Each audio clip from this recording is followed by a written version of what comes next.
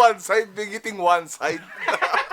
Eh, alam ko na, para hindi ako masyadong maano ngayon. Pag ngingiti ako, ganyan na lang.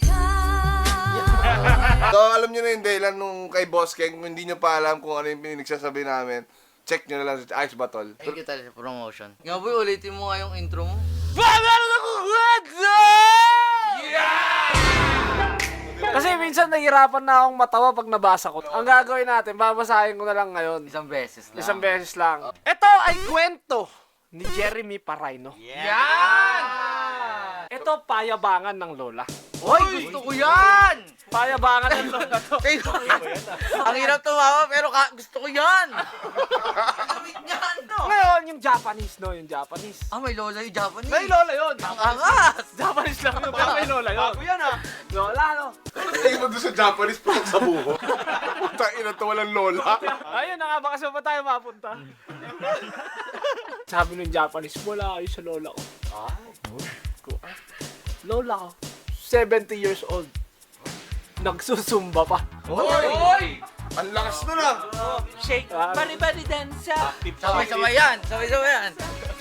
Bari-bari dansa in the night. Ngayon, sabi nung friends, fuck you doing? Get the fuck out of here! Wala ka sa lola ko. Ang lola ko mas matindi. 90 years old, nag-gym pa. Nag-gym! Nag-gym. Sumasali pa ng weightlifting yun. Hoy! Para si Renong palapit sa ano eh, sa show ko. Ulitin mo, ulitin mo. Ano sabi mo? Sumasali pa ng weightlifting yun. Hoy! Putang ina. Dikit na dikit yung body ah. Kumaskas sa akin yung mga balbas. Ayun na nga. Nag-gym pa. Sabi ng Pinoy, pabulong pa niya binanggit. Mga lola niyo, mga lumbo. Eh, narinig ng dalawa. Bakit? Ano ba ang lola mo? Lola ko, 97 years old. Hoy! Dala. Nasa ospital. Nasa ospital. Nasa akin ng dalawa. Ang tangin na, hindi ba lumbo yung lola mo?